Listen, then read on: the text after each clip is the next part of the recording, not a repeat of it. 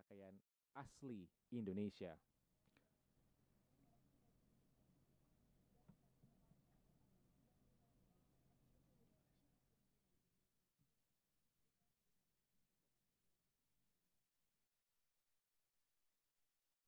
Dan pemirsa, langsung saja kita hantarkan Anda ke jalannya sidang tahunan MPR, DPR, DPD bersama pemerintah.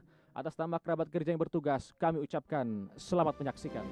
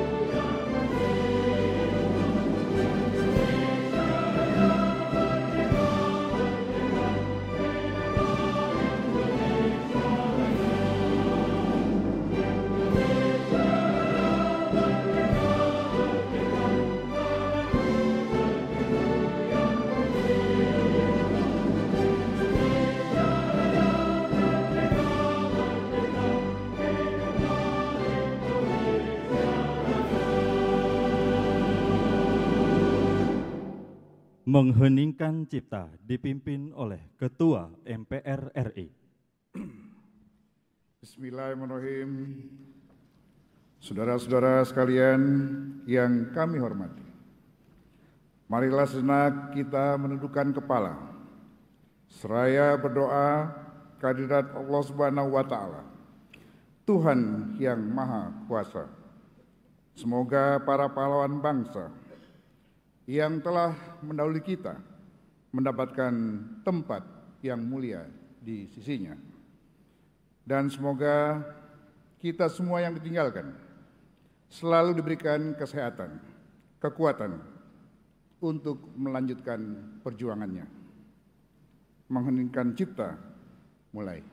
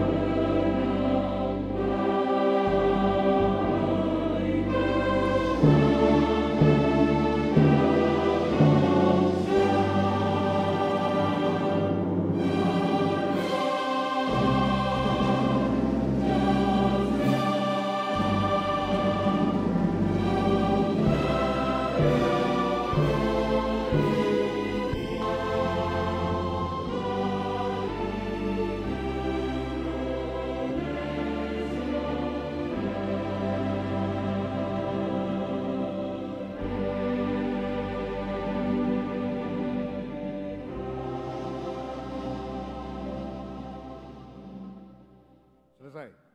Hadirin disilakan duduk kembali.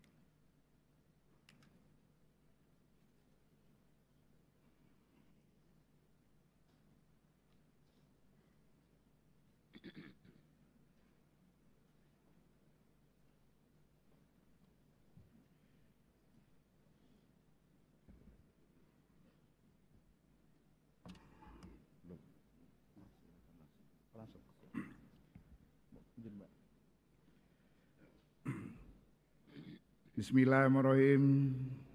Assalamualaikum warahmatullahi wabarakatuh. Selamat pagi, salam sejahtera untuk kita semua. Shalom, Om Swastiastu, Namo Buddhaya, salam kebajikan. Yang kami hormati Presiden Republik Indonesia, Bapak Insinyur Haji Joko Widodo, beserta Ibu Iriana Joko Widodo, Wakil Presiden Republik Indonesia, Bapak Profesor Dr. Kiai Haji Ma'ruf Amin, beserta Ibu Wuri Ma'ruf Amin. Presiden Republik Indonesia kelima, Ibu Profesor Dr. Honoris Causa Haza Megawati Soekarno Putri. Wakil Presiden Republik Indonesia keenam, Bapak Jenderal TNI Purnawirawan Tri Sutrisno. Wakil Presiden Republik Indonesia ke-9, Bapak Dr. Haji Hamzahas MA PSD. Wakil Presiden Republik Indonesia ke-10 dan ke-12, Bapak Dr. Andes Haji Muhammad Yusuf Kalla. Ketua Dewan Perwakilan Rakyat Republik Indonesia, Ibu Dr. Honoris Causa Puan Maharani. Ketua Dewan Perwakilan Daerah Republik Indonesia, Bapak Lanyala Mahfud Mataliti. Ketua Badan Pemeriksa Keuangan, Ibu Dr. Insinyur Isma Yatun. Ketua Mahkamah Agung, Bapak Profesor Dr. Haji Muhammad Syarifuddin SH MH. Yang saya hormati Ketua Mahkamah Konstitusi, Bapak Profesor Dr. Haji Anwar Usman SH MH. Ketua Komisi Yudisial, Bapak Profesor Amzulian Rifai SH LLM PSD.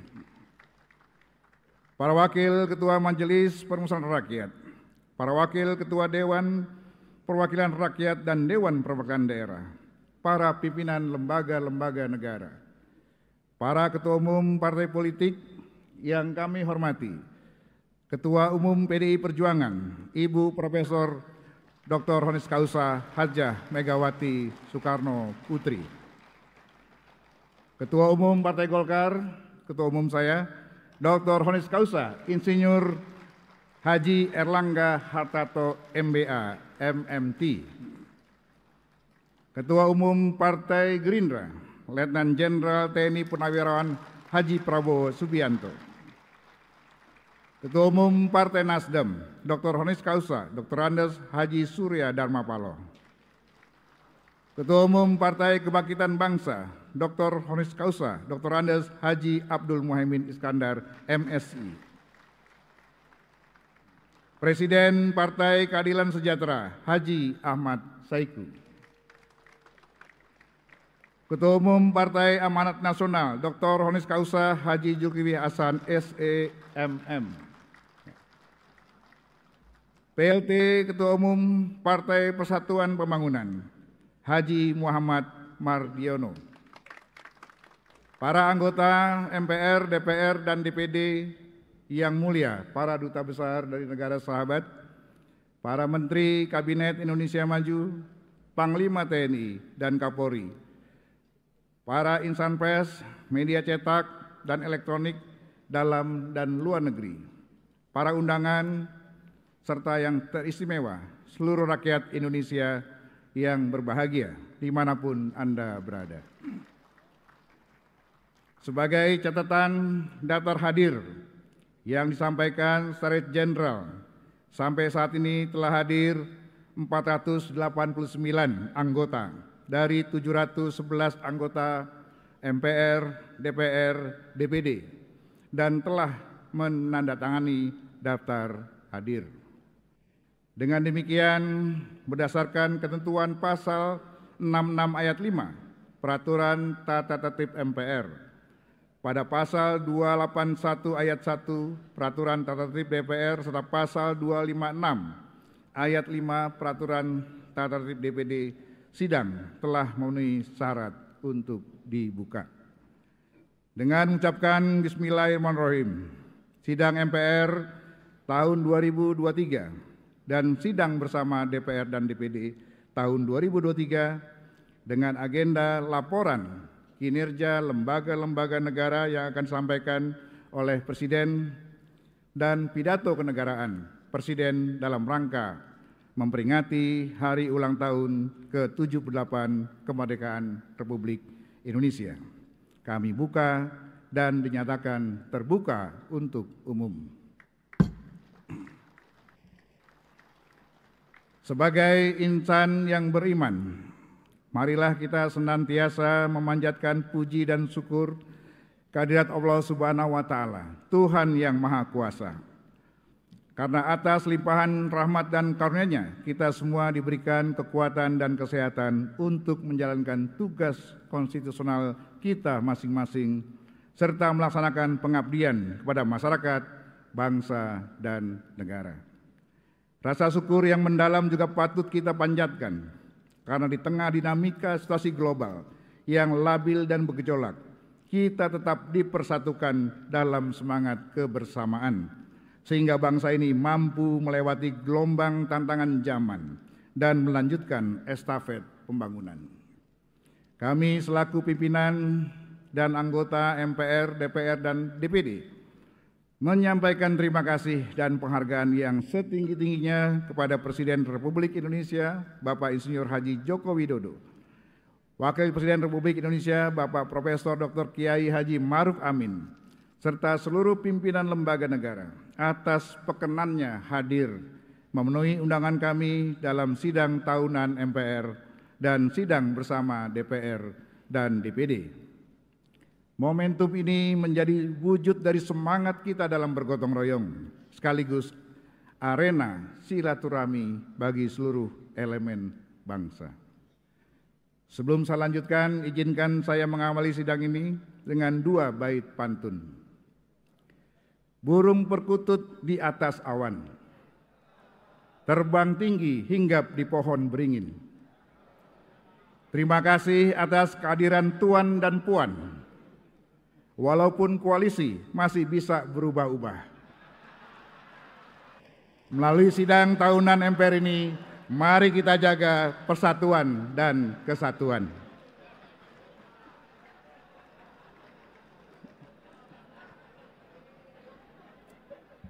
Bunga dadap di atas para, anak dusun pasang pelita. Sudah 78 tahun Indonesia merdeka. Saatnya kita wujudkan Indonesia Jaya berdasarkan Pancasila. Merdeka! Sidang majelis dan dewan hadirin sekalian yang saya muliakan. Kehadiran kita dalam forum sidang paripurna ini berangkat dari sebuah komitmen kolektif kebangsaan untuk memastikan bahwa perjalanan bangsa ini tetap tegak lurus dan bermuara pada terwujudnya cita-cita nasional yang telah digariskan oleh para pendiri bangsa, yaitu menjadi negara yang merdeka, bersatu, berdaulat, adil, dan makmur. Kita patut menghaturkan penghormatan yang setinggi-tingginya kepada seluruh pendiri bangsa serta para pahlawan dan pendahulu bangsa yang dengan gigih memperjuangkan cita-cita bersama untuk mencapai kemerdekaan Indonesia seutuhnya, serta dengan sungguh-sungguh mempertahankan dan melaksanakan pembangunan di atas bumi Indonesia yang merdeka dengan membangun jiwanya, membangun badannya untuk menggapai Indonesia Raya. Melalui mimbar sidang paripurna ini, kami atas nama pimpinan dan anggota MPR, DPR, dan DPD Republik Indonesia mengucapkan Dirgahayu 78 tahun Republik Indonesia. Merdeka! Merdeka! Merdeka! Kemerdekaan yang kita raih sejak 78 tahun yang lalu tidaklah terlahir dari ruang hampa, bukan pula didapatkan secara instan ataupun hasil pemberian, melainkan buah dari perjuangan dan pengorbanan yang didorong oleh keinginan luhur agar kehidupan kebangsaan yang bebas yang dirahmati oleh Allah Subhanahu wa Ta'ala kita capai. Kerja keras dan perjuangan para pendiri bangsa sejak dulu dan dilanjutkan hingga saat ini menjadi modal bangsa kita dalam melangkah menuju Indonesia Emas 2045. Indonesia Emas yang kita cita-citakan adalah Indonesia yang rakyatnya sejahtera, yang ditandai dengan nihilnya angka kemiskinan. Indonesia yang memiliki pengaruh kuat dalam pergaulan dunia dengan dukungan sumber daya manusia yang tangguh dan berdaya saing global, dan Indonesia yang ramah lingkungan dalam pengelolaan negara. Sidang majelis dan dewan hadirin sekalian yang kami muliakan. Situasi dunia saat ini masih diliputi oleh ketegangan akibat perang Rusia-Ukraina yang hingga hari ini belum menunjukkan tanda-tanda akan segera berakhir. Perdamaian masih menjadi konsep yang menggantung di awan-awan. Keberpihakan entitas global kepada masing-masing pihak dengan berlatar belakang masing-masing tidak menafikan fakta bahwa perang, apapun alasannya, hanya akan menyisakan trauma dan bekas luka. Krisis Ukraina telah menunjukkan secara gamblang kepada dunia bagaimana cara pandang para pemimpin dunia di tengah peta kekuatan global yang multipolar, yang seringkali mementingkan motif politik dan ekonomi dibandingkan prinsip-prinsip kemanusiaan universal. Di tengah-tengah situasi tersebut, pemerintah Indonesia di bawah kepemimpinan Bapak Presiden Insinyur Haji Joko Widodo telah berulang kali berupaya memberikan solusi perdamaian permanen dengan mendorong gencatan senjata dan diplomasi di meja perundingan. Namun inisiatif ini agaknya masih membutuhkan waktu untuk diterima oleh para pihak yang berkonflik. Situasi perang Rusia-Ukraina mengisyaratkan bahwa pertahanan dan keamanan negara haruslah dimaknai sebagai sebuah konsep yang holistik dan multidimensional. Pertama, Indonesia sebagai negara berdaulat perlu memiliki kemampuan militer yang tangguh dan profesional, yang didukung oleh semangat kerjasama segenap elemen bangsa. Sebagaimana mandat Panglima Besar Jenderal Sudirman, bahwa tentara kita adalah tentara rakyat yang akan kuat bila hidup dan bergotong royong bersama rakyat. Kedua, pertahanan dan keamanan negara juga meliputi dimensi ekonomi. Sebagai negara yang kaya akan sumber daya, Indonesia harus membangun ketahanan dan kemandirian ekonomi yang ditopang oleh kedaulatan pangan, energi, dan industri. Yang ketiga, sebagai bagian dari komunitas global, Indonesia perlu lebih meningkatkan peran politik luar negeri yang bebas aktif, bergaul erat dengan semua negara bangsa, tanpa perlu berpihak pada salah satunya. Kita menyadari bahwa dalam 20 tahun terakhir, dinamika geopolitik dunia telah mengalami perubahan yang cukup signifikan. Di tingkat kompetisi global terjadi pergeseran keseimbangan kekuatan di arena geopolitik dan perluasan pengaruh ekonomi dan militer beberapa negara. Di tingkat kompetisi regional pada berbagai wilayah geopolitik, terjadi peningkatan kompetisi antar negara untuk saling mempengaruhi dan mengamankan minat mereka sendiri yang mencerminkan persaingan politik dan ekonomi yang sangat kompleks. Di sisi lain, aliansi dan kemitraan geopolitik juga telah mengalami perubahan. Beberapa negara telah memperkuat hubungan mereka melalui aliansi yang telah mapan.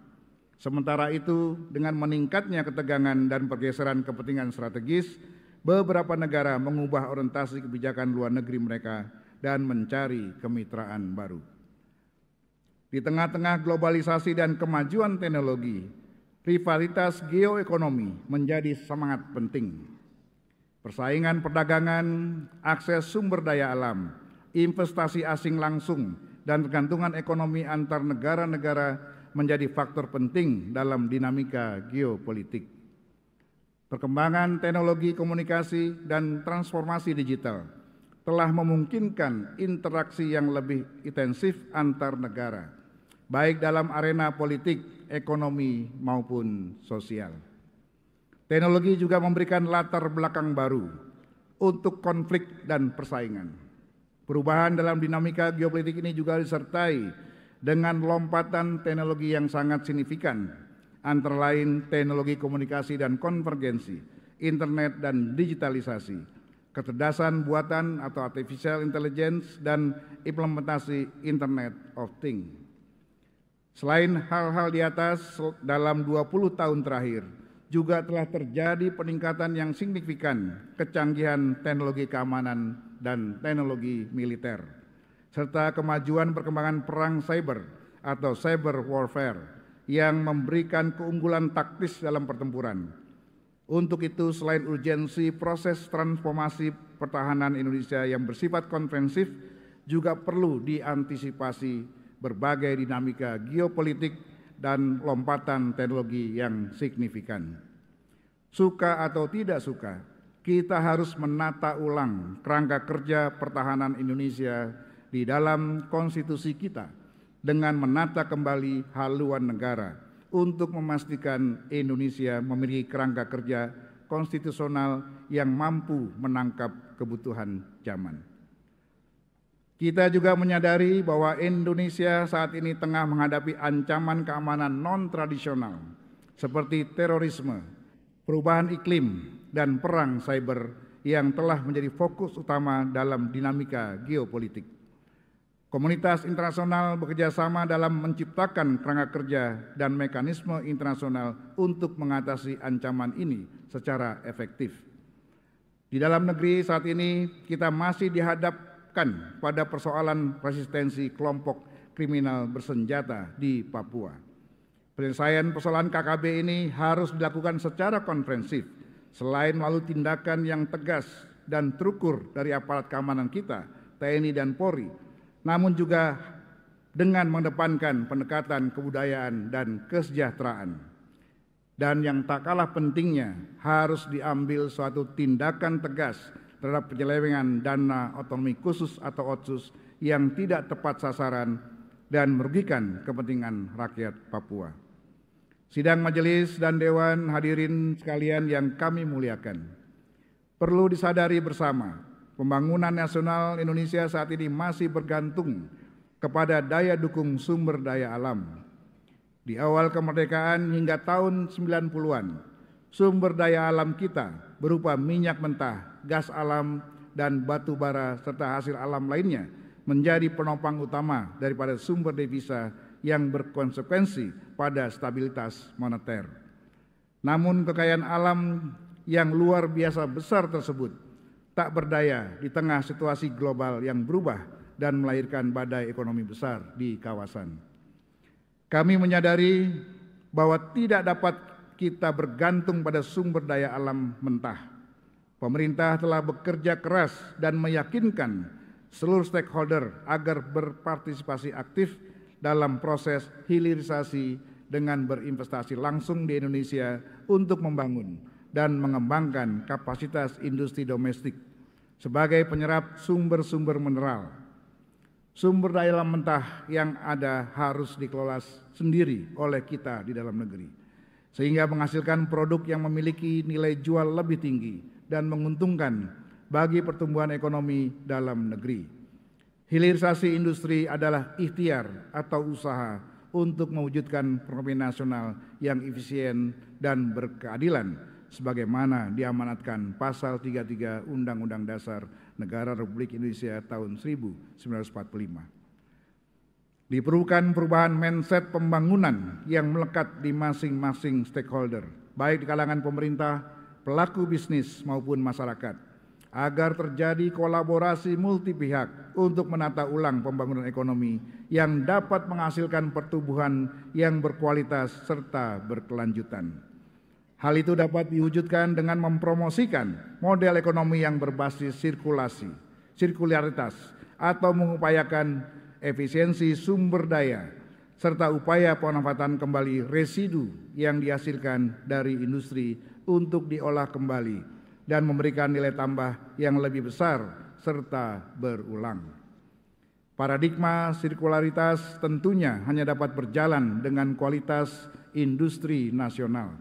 Sudah mampu secara seksama melakukan pemrosesan material sumber daya dari hulu ke hilir. Sebagaimana yang digagas pemerintahan Presiden Joko Widodo tentang hilirisasi mineral, emas, bauksit, nikel, tembaga, dan biji besi.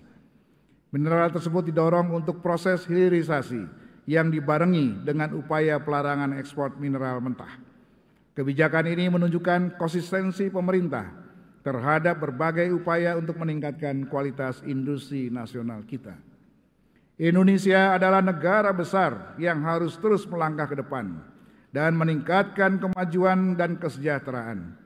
Kita tidak boleh menjadi negara gagal dan mengalami kebangkrutan sebagaimana dialami beberapa negara yang saat ini menjadi pasien IMF. Indonesia juga tidak boleh terancam mengalami krisis perekonomian, khususnya krisis keuangan yang dikategorikan sebagai kahar fiskal.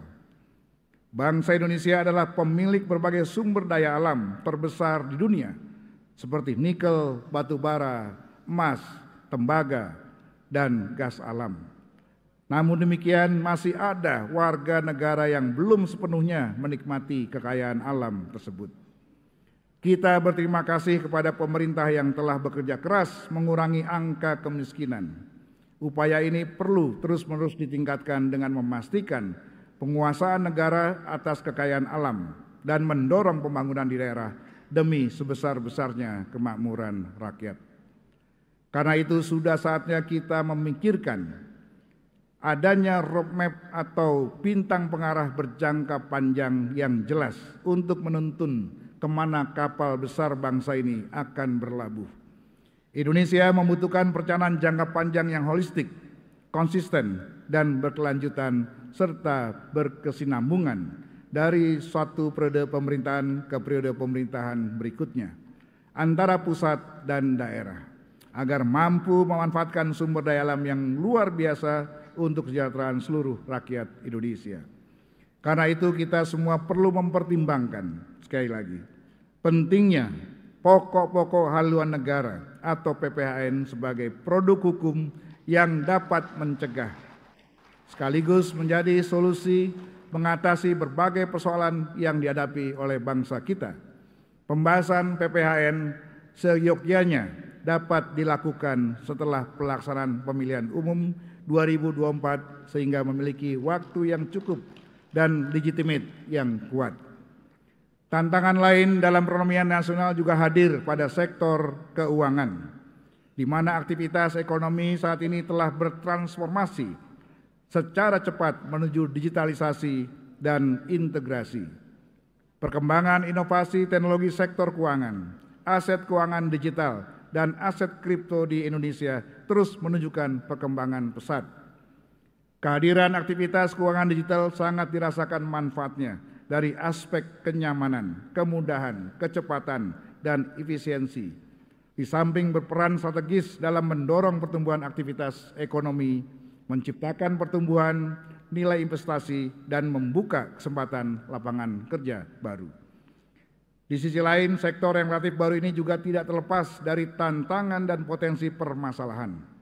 Dengan diterbitkannya Undang-Undang Nomor 4 Tahun 2023 tentang pengembangan dan penguatan sektor keuangan kiranya dapat menjadi landasan yang kuat untuk menguatkan peran Otoritas Jasa Keuangan atau OJK dalam memelihara stabilitas sistem keuangan dan melakukan pengaturan, pengawasan, serta pengembangan terhadap sektor ini. Untuk itu dalam sidang tahunan yang mulia ini, kami mengajak seluruh pihak terkait untuk bersama-sama mengembangkan industri keuangan digital kita agar dapat bertumbuh secara sehat, berkelanjutan, dan senantiasa mengutamakan perlindungan konsumen. Penguatan daya saing industri keuangan digital kita akan menjadi sumber pertumbuhan ekonomi nasional inklusif, berkelanjutan, dan berkeadilan. Sidang majelis dan dewan hadirin sekalian yang kami muliakan, di tengah-tengah kerja keras untuk menata ulang pembangunan ekonomi di segala bidang, seyogyanya juga dibarengi dengan penataan kembali demokrasi di tanah air kita. 6 bulan ke depan, tepatnya tanggal 14 Februari 2024, kita akan menunaikan mandat konstitusi untuk mewujudkan demokrasi melalui pemilihan umum, untuk memilih wakil rakyat di DPR, DPD, dan DPRD, provinsi, kabupaten, kota, sekaligus memilih presiden dan wakil presiden.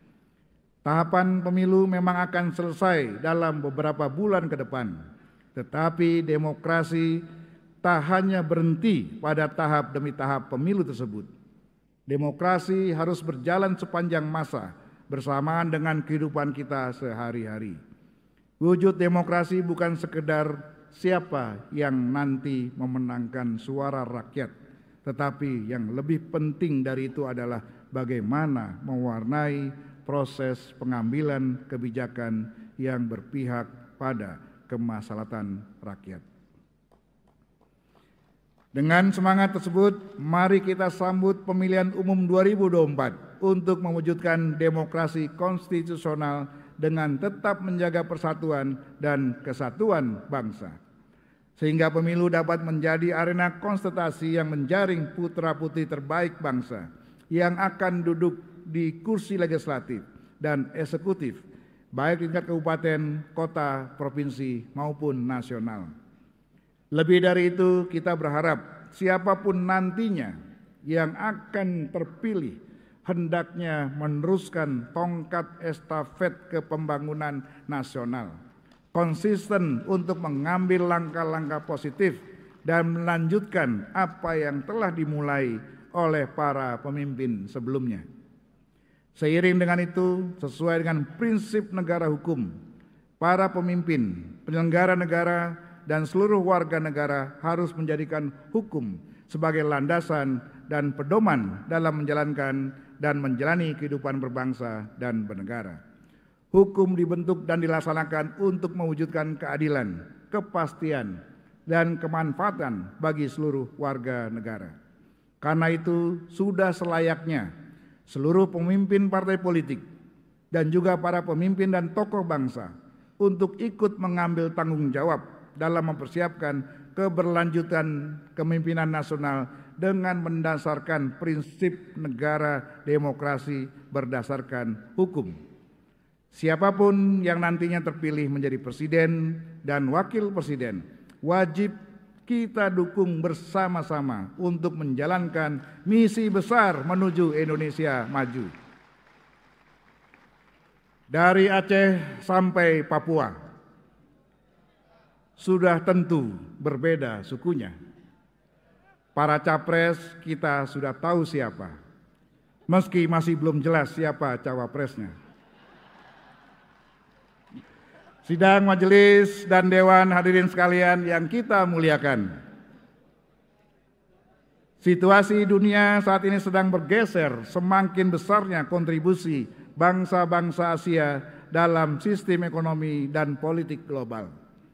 Ditambah lagi kekuatan kolektif ASEAN yang selalu digadang-gadang sebagai basis pertumbuhan baru dunia. Indonesia akan dihadapkan pada suatu realitas yang kompleks menuju 2045, di mana Asia akan menjadi epicentrum pertumbuhan global. Dalam situasi inilah penting bagi kita semua untuk mengangkat kembali kesadaran wawasan kebangsaan di kalangan generasi muda yang kini tengah tumbuh dan mendominasi postur demografi penduduk. Di kalangan aparatur sipil negara, generasi milenial dan generasi Z mulai mendominasi dengan proporsi mencapai 53%. Di dalam pemilihan umum nanti, komposisi keduanya juga akan mencapai 61% dari jumlah pemilih. Hal ini menunjukkan bahwa transisi antar generasi sedang berlangsung, baik di tubuh birokrasi negara maupun di kancah perpolitikan. Situasi ini harus disikapi dengan upaya serius untuk menstimulasi wawasan kebangsaan bagi generasi muda. MPR Republik Indonesia berkomitmen menjadikan pilar-pilar kebangsaan yaitu Pancasila, Undang-Undang Dasar Negara Republik Indonesia tahun 1945, NKRI, serta Bhinneka Tunggal Ika untuk dapat terus dipahami, diresapi, dan diimplementasikan sebagai bekal bagi generasi muda untuk melanjutkan tongkat estafet kepemimpinan nasional di segala lini kehidupan. Untuk itu agenda sosial 4 pilar MPR RI terus gencar dilaksanakan, walaupun dana cukup terbatas, guna mengawasi proses regenerasi bangsa yang tengah berlangsung. Untuk itu perlu perhatian Menteri Keuangan untuk hal ini. Saudara-saudara sekalian, pada tahun 2045 nanti, Indonesia diprediksi akan menduduki posisi sebagai negara dengan ekonomi terkuat keempat di dunia. Sehingga diharapkan Indonesia mampu menjadi katalisator upaya-upaya global untuk membangun kerjasama yang erat dan membangun tatanan dunia baru yang adil dan beradab. Sebagai penerjemahan dari nilai-nilai Pancasila yang telah digali oleh Bung Karno dan para pendiri bangsa dari akar tradisi bangsa Indonesia, dan nantinya akan kita persembahkan untuk peradaban dunia yang berprinsip pada 5 sila Pancasila. Karena itu MPR meneguhkan diri sebagai rumah kebangsaan, pengawal ideologi Pancasila dan kedaulatan rakyat. Sidang majelis dan dewan hadirin sekalian yang kami muliakan. Setelah 25 tahun lamanya kita memasuki era baru, era reformasi sejak tahun 1998. Kini saatnya kita merenungkan kembali penataan lembaga-lembaga negara kita. Sebagaimana kita maklumi, reformasi telah melahirkan perubahan Undang-Undang Dasar yang sekian lama dianggap tabu untuk diubah.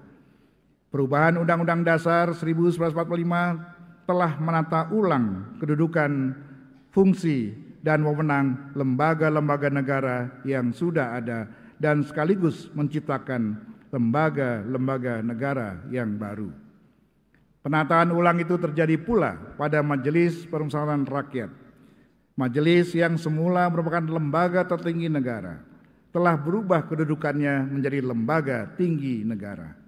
Majelis tidak lagi menjadi satu-satunya lembaga yang melaksanakan kedaulatan rakyat sebagaimana diatur oleh Undang-Undang Dasar 1945. Manifestasi dari konsepsi kedaulatan rakyat, salah satunya mewujud pada penyelenggaraan pemilu. Kita telah memutuskan pelaksanaan pemilu 2024 dan semua pihak telah bekerja keras menyiapkannya agar berjalan secara luber dan jurdil. Pelaksanaan pemilu 5 tahun sekali merupakan perintah langsung pasal 22E Undang-Undang Dasar 1945 yang secara tegas mengatur bahwa pemilihan umum dilaksanakan 5 tahun sekali. Sebagaimana kita ketahui, pemilihan umum terkait dengan masa jabatan anggota-anggota DPR, DPD, DPRD, Presiden, dan Wakil Presiden. Masa jabatan seluruh menteri anggota kabinet juga akan mengikuti masa jabatan presiden dan wakil presiden yang telah ditentukan oleh Undang-Undang Dasar hanya 5 tahun sekali. Yang menjadi persoalan adalah bagaimana sekiranya menjelang pemilihan umum terjadi sesuatu yang di luar dugaan kita bersama, seperti bencana alam yang dahsyat berskala besar, peperangan, pemberontakan, atau pandemi seperti COVID kemarin yang tidak segera dapat diatasi, atau keadaan darurat negara yang menyebabkan pelaksanaan pemilihan umum tidak dapat diselenggarakan sebagaimana mestinya, tepat pada waktunya sesuai perintah konstitusi. Maka secara hukum tentunya tidak ada presiden dan atau wakil presiden yang terpilih sebagai produk hukum. Dalam keadaan demikian timbul pertanyaan, siapa yang memiliki kewajiban hukum untuk mengatasi keadaan-keadaan bahaya tersebut? Lembaga manakah yang berwenang menunda pelaksanaan pemilihan umum? Dan bagaimana pengaturan konstitusionalnya jika pemilihan umum tertunda sedangkan masa jabatan Presiden, Wakil Presiden, anggota-anggota MPR, DPR, DPD, dan DPRD, serta para menteri anggota kabinet telah habis. Masalah-masalah di atas belum ada jalan keluar konstitusionalnya setelah perubahan Undang-Undang Dasar 1945. Hal itu memerlukan perhatian yang sungguh-sungguh dari kita semua sebagai warga bangsa. Di masa sebelum perubahan Undang-Undang Dasar 1945, MPR masih dapat menetapkan berbagai ketetapan yang bersifat pengaturan untuk melengkapi kevakuman pengaturan di dalam konstitusi kita. Apakah setelah perubahan Undang-Undang Dasar MPR masih memiliki kewenangan untuk melahirkan ketetapan yang bersifat pengaturan tersebut? Hal ini penting untuk kita pikirkan dan diskusikan bersama demi menjaga keselamatan keutuhan kita sebagai bangsa dan negara. Sesuai amanat ketentuan pasal 1 ayat 2 Undang-Undang Dasar sebagai representasi dari prinsip daulat rakyat, maka MPR dapat diatribusikan dengan kewenangan subjektif superlatif dan kewajiban hukum untuk mengambil keputusan atau penetapan yang bersifat pengaturan guna mengatasi dampak dari suatu keadaan kahar fiskal maupun kahar politik yang tidak dapat diantisipasi dan tidak bisa dikendalikan secara wajar. Idealnya memang MPR Republik Indonesia dikembalikan menjadi lembaga tertinggi negara sebagaimana disampaikan Presiden kelima Republik Indonesia Ibu Haja Megawati Soekarno Putri pada hari jadi ke-58 Lemhanas tanggal 23 Mei 2023 yang lalu.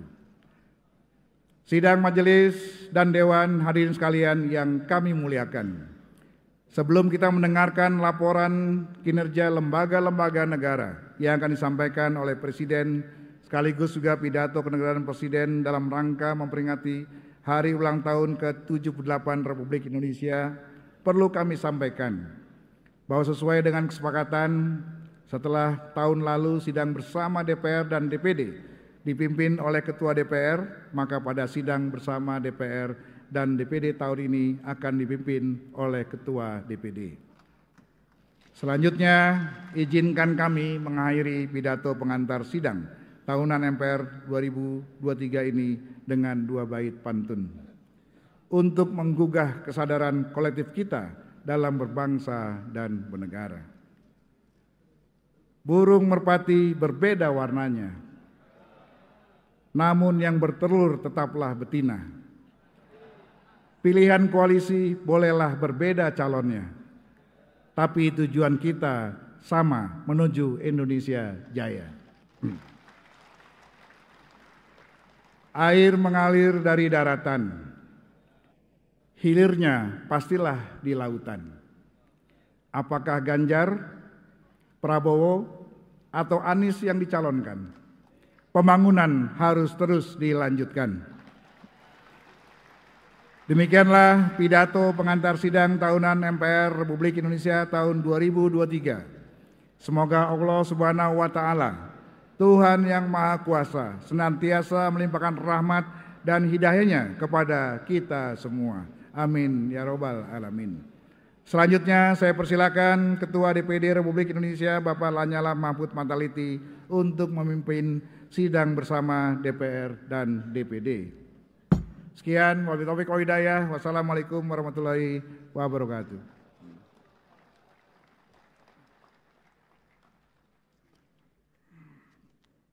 Terima kasih.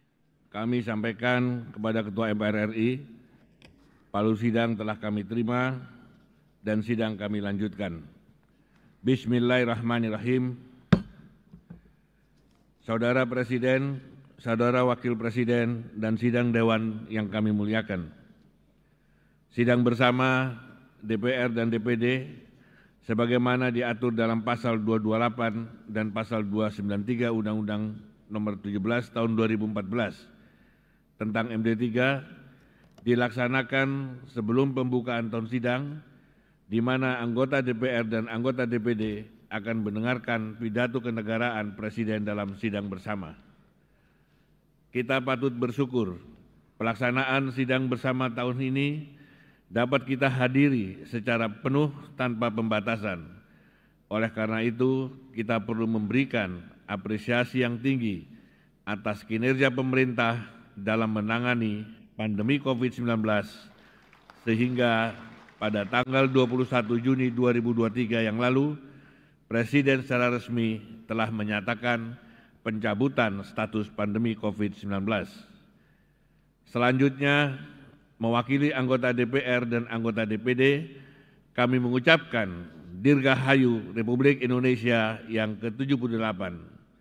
Semoga dalam usia yang ke-78 ini, kita semua segenap bangsa Indonesia terus melaju untuk Indonesia maju. Saudara Presiden, Saudara Wakil Presiden, dan sidang Dewan yang kami muliakan. Pada kesempatan yang berbahagia ini, perkenankan kami menampilkan putra dan putri terbaik kita. Mereka semua telah mengerjakan hal yang terbaik dan berhasil mengibarkan sang merah putih pada tiang-tiang prestasi kebanggaan bangsa. Hari ini mereka hadir dalam sidang Dewan yang mulia, yaitu 500 orang teladan dari seluruh Indonesia yang berasal dari 10 kementerian, badan dan lembaga, serta 21 perwakilan Raja dan Sultan Nusantara sebagai bagian dari sejarah kewilayahan Nusantara dan lahirnya NKRI. 500 teladan tersebut terdiri dari 48 teladan dari Kementerian Lingkungan Hidup dan Kehutanan, 180 teladan dari Kementerian Dalam Negeri, 144 teladan dari Kementerian Kesehatan, 6 teladan dari Kementerian Pariwisata dan Ekonomi Kreatif, 60 teladan dari PKKBN, 12 teladan dari Kementerian Desa, Pembangunan Daerah Tertinggal dan Transmigrasi, 8 teladan dari Badan Perlindungan Pekerja Migran Indonesia, 6 teladan Parlemen Remaja dari Dewan Perwakilan Rakyat Republik Indonesia, 10 teladan dari Kementerian Energi dan Sumber Daya Mineral, serta 20 teladan dari Kementerian Pertanian. Kami persilakan para teladan dan perwakilan Raja, Sultan, dan Nusantara untuk berdiri. Marilah kita berikan tepuk tangan yang meriah kepada para teladan dan perwakilan Raja dan Sultan Nusantara. Terima kasih. Saya persilakan duduk kembali. Saudara Presiden, Saudara Wakil Presiden, dan sidang Dewan yang kami muliakan. Sebagai wakil daerah, kami di DPD RI masa bakti 2019-2024, selama 4 tahun ini 136 anggota DPD RI dari 34 provinsi telah mengunjungi hampir semua kabupaten kota di provinsi masing-masing. Sementara saya sendiri selaku Ketua DPD RI juga telah mengunjungi 34 provinsi dan sekitar 300 kabupaten kota di Indonesia untuk melihat dan merasakan serta mendengar langsung apa yang disuarakan masyarakat di daerah. Tentu kami juga melihat dan merasakan langsung pembangunan yang telah diupayakan secara cepat oleh pemerintah pusat, khususnya pembangunan infrastruktur untuk menjawab persoalan kesenjangan pembangunan antara Jawa dan luar Jawa. Kami juga bersyukur pemerintah diberi kemampuan untuk melewati pandemi COVID-19 selama 2 tahun dengan menjaga stabilitas pertumbuhan ekonomi dan menahan angka inflasi, sehingga Indonesia tidak masuk ke dalam resesi seperti dialami sejumlah negara di Eropa dan belahan dunia lainnya. Tetapi kami masih menemukan fakta persoalan fundamental yang dirasakan oleh masyarakat yang bermuara kepada persoalan mendasar, yaitu persoalan sistem bernegara yang mengakibatkan ketidakadilan yang dirasakan masyarakat dan kemiskinan struktural yang sulit dientaskan oleh pemerintah di daerah. Meskipun pemerintah pusat berupaya membantu dengan pemberian bermacam bantuan sebagai bantalan sosial dalam upaya pengentasan kemiskinan melalui puluhan program kementerian dan badan, tetapi sekali lagi pendekatan program yang bersifat karitatif dan kuratif tersebut belum mengobati penyakit yang sesungguhnya. Karena persoalan yang sesungguhnya dan paling mendasar adalah kita sebagai bangsa telah kehilangan saluran dan sarana untuk membangun cita-cita bersama kita sebagai sebuah bangsa. Cita-cita bersama yang melahirkan tekad bersama seperti yang kita pernah rasakan ketika bangsa ini mempertahankan proklamasi kemerdekaan kita, sehingga negara ini saat itu mampu melewati masa sulit dan ujian demi ujian dalam mempertahankan kemerdekaan. Tekad bersama memang hanya bisa dirajut melalui saluran dan sarana yang memberikan ruang kedaulatan kepada rakyat sebagai pemilik negara ini dalam sebuah ikatan yang mampu menyatukan, mampu memberikan rasa keadilan, dan mampu menjawab tantangan masa depan melalui jati diri bangsa ini. Para pendiri bangsa kita dengan menyadari berkat rahmat Allah yang Maha Kuasa melalui pikiran jernih dan niat luhur telah merumuskan asas dan sistem bernegara yang dilandasi oleh sebuah nilai yang digali dari bumi Nusantara ini, nilai yang sudah ada sebelum Indonesia merdeka, yaitu Pancasila.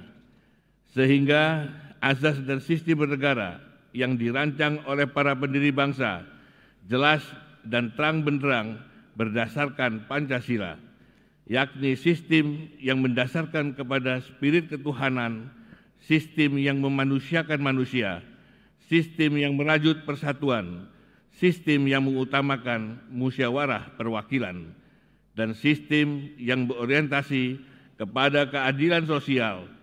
Inilah sistem yang sesuai dengan jati diri bangsa Indonesia, bangsa yang lahir dari sejarah panjang bumi Nusantara ini.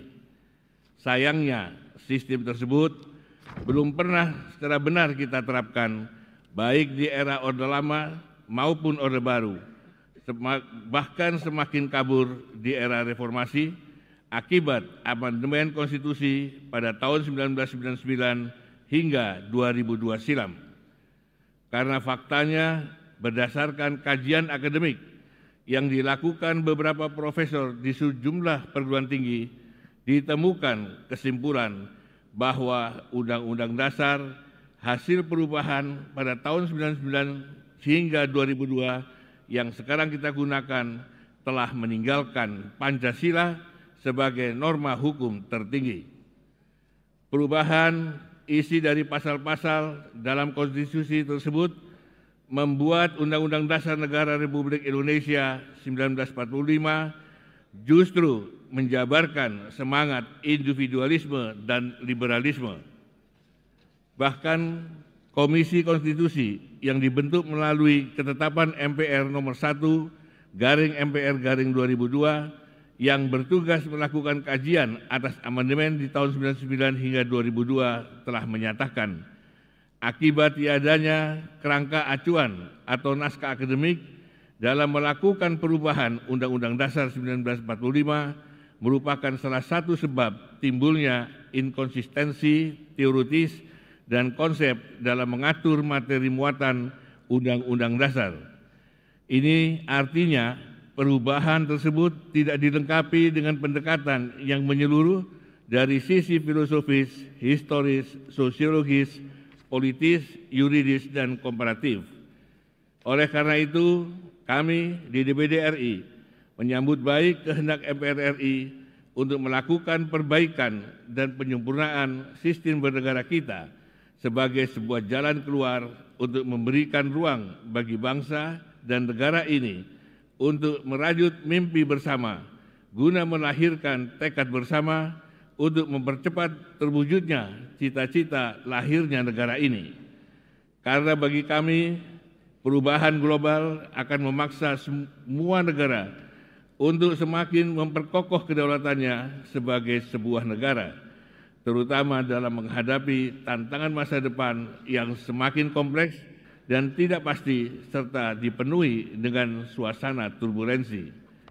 Dan untuk memperkokoh kedaulatan sebuah negara memerlukan tekad bersama, membutuhkan kerjasama, semangat kejuangan, dan sumbangsih positif serta keterlibatan semua elemen bangsa tanpa kecuali dan tanpa syarat.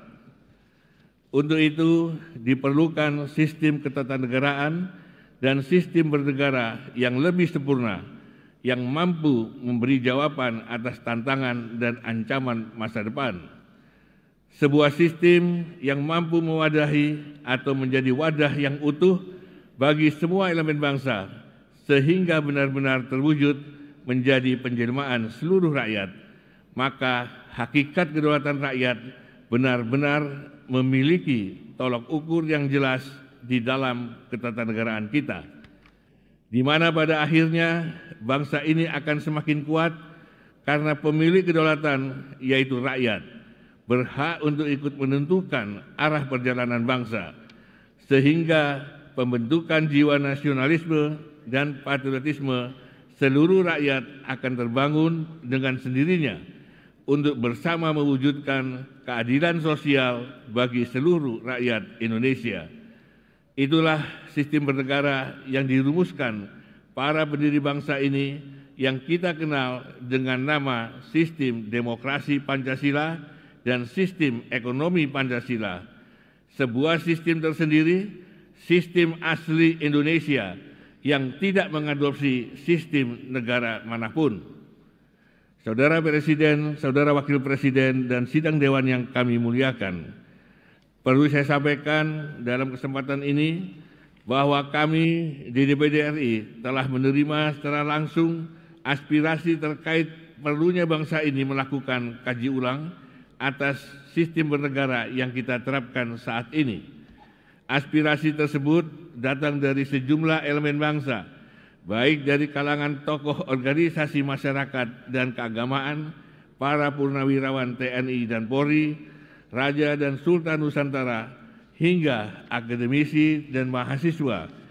Semua aspirasi tersebut terdokumentasikan dengan baik di DPD RI. Oleh karena itu, setelah menelaah dengan jernih, kami di DPD RI melalui sidang paripurna DPD RI pada tanggal 14 Juli 2023, DPD RI secara kelembagaan memutuskan mengambil inisiatif kenegaraan untuk membangun kesadaran kolektif kepada seluruh elemen bangsa dan negara ini agar kita kembali menjalankan dan menerapkan asas dan sistem bernegara Pancasila sesuai rumusan para pendiri bangsa yang disempurnakan dan diperkuat.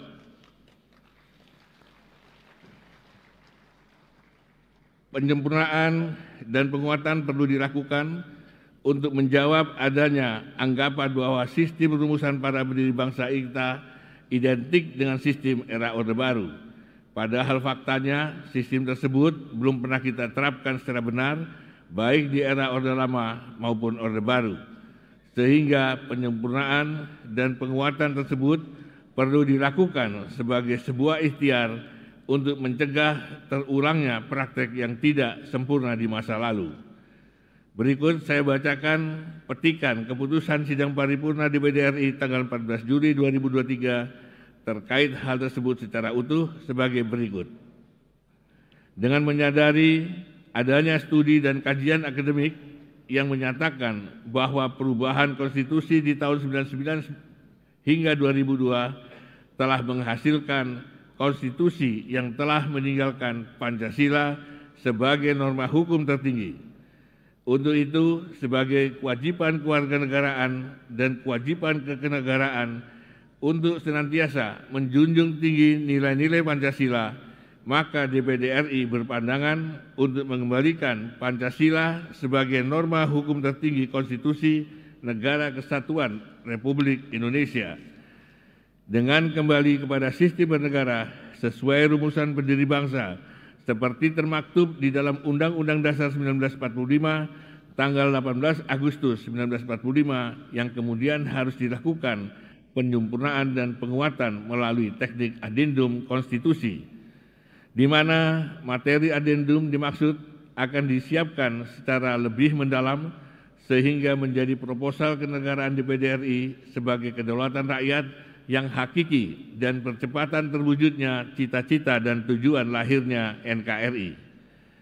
Demikian bunyi keputusan tersebut, di mana DPD RI secara khusus akan menawarkan proposal kenegaraan dengan naskah akademik, penyempurnaan dan penguatan sistem tersebut yang meliputi 5 hal pokok yang secara garis besar adalah: pertama, mengembalikan MPR sebagai lembaga tertinggi negara, sebagai sebuah sistem demokrasi yang berkecukupan, yang menampung semua elemen bangsa, yang menjadi penjelmaan rakyat sebagai pemilik dan pelaksanaan kedaulatan.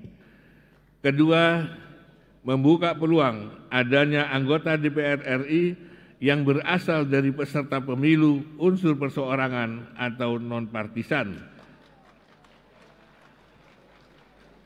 selain dari anggota partai politik, sebagai bagian dari upaya untuk memastikan bahwa proses pembentukan undang-undang dilakukan DPR bersama Presiden tidak didominasi oleh keterwakilan kelompok partai politik saja, tetapi juga secara utuh dibahas oleh keterwakilan masyarakat non-partai. Ketiga, memastikan utusan daerah dan utusan golongan diisi melalui mekanisme pengisian dari bawah, bukan penunjukan oleh Presiden yang terjadi pada era Orde Baru. Dengan komposisi utusan daerah yang mengacu kepada kesejahteraan wilayah yang berbasis kepada negara-negara lama dan bangsa-bangsa lama yang ada di Nusantara, yaitu para raja dan sultan Nusantara, serta suku dan penduduk asli Nusantara. Sedangkan utusan golongan diisi oleh organisasi sosial masyarakat dan organisasi profesi yang memiliki kesejahteraan dan bobot kontribusi bagi pemajuan ekonomi, sosial, budaya, pertahanan, keamanan, dan agama bagi Indonesia. Keempat, memberikan kewenangan kepada utusan daerah dan utusan golongan untuk memberikan pendapat terhadap materi rancangan undang-undang yang dibentuk oleh DPR bersama Presiden sebagai bagian dari keterlibatan publik yang utuh. Kelima, menempatkan secara tepat tugas, peran, dan fungsi lembaga negara yang sudah terbentuk di era reformasi sebagai bagian dari kebutuhan sistem dan struktur ketatanegaraan.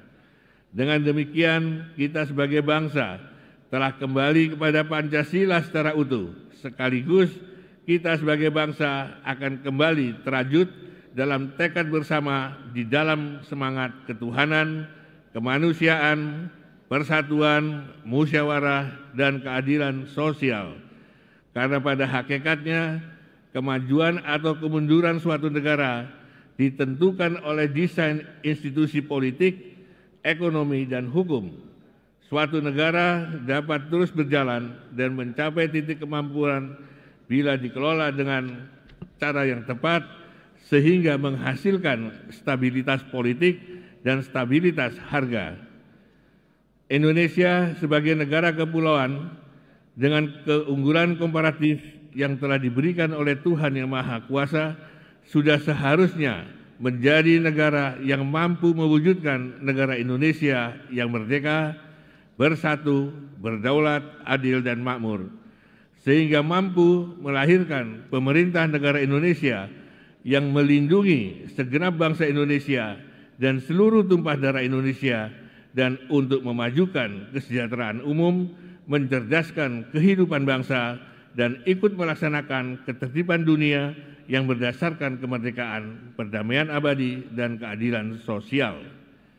Mari kita hentikan kontestasi politik yang semata-mata ingin sukses meraih kekuasaan dengan cara liberal. karena telah menjadikan kehidupan bangsa kita kehilangan kehormatan, etika, rasa dan jiwa nasionalisme serta patriotisme. Pemilihan presiden secara langsung yang kita adopsi begitu saja telah terbukti melahirkan politik kosmetik yang mahal dan merusak kohesi bangsa karena batu uji yang kita jalankan dalam mencari pemimpin nasional adalah popularitas yang bisa difabrikasi. Begitu pula dengan elektabilitas yang bisa digiring melalui angka-angka, lalu disebarkan oleh para buzzer di media sosial dengan narasi-narasi saling hujat atau puja-puji buta, dan pada akhirnya rakyat pemilih disodori oleh realita yang dibentuk sedemikian rupa. Indonesia punya pekerjaan yang lebih besar, lebih penting, dan lebih mendesak daripada kita disibukkan oleh hiruk-pikuk dan biaya mahal demokrasi ala Barat. Indonesia harus menyiapkan diri menyongsong Indonesia emas dalam menghadapi ledakan demografi penduduk usia produktif. Presiden harus mendapat dukungan penuh dari semua elemen bangsa, sehingga percepatan terwujudnya cita-cita negara ini menjadi tekad bersama, seperti yang pernah kita buktikan dalam mempertahankan kemerdekaan bangsa. Karena itu, semoga momentum peringatan kemerdekaan Indonesia kali ini dapat membangun kesadaran kolektif bangsa Indonesia untuk kembali kepada Pancasila sebagai falsafah hidup bangsa secara utuh. Saudara Presiden, Saudara Wakil Presiden, dan sidang Dewan yang kami muliakan, sampailah kita pada puncak acara sidang tahunan MPR RI dan sidang bersama DPR dan DPD ini dalam rangka mendengarkan pidato kenegaraan Presiden Republik Indonesia. Kepada Saudara Presiden kami persilahkan.